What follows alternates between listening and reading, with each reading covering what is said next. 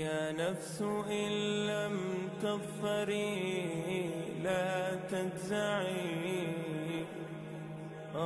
اگر رمضان آمد تا گفتی هیچی رقمی علاست، نعوذ بالله دهی گرمی سر ما روزه را کی کشیده؟ زردالو در عدن پخته رسیده است. اگر نرود در حرارت 40 گرادوس او را جمع آوری نکند و با فرزندان خوش نکند و پگاوی نکند، وای زردالو نگاه کردن نمی‌ایستد که کی رمضان تمام میشه. افتخار میکنیم، فخر میکنیم با نیروگاه برقی آبی روغن. 18,000 کار کرده ایستاده است.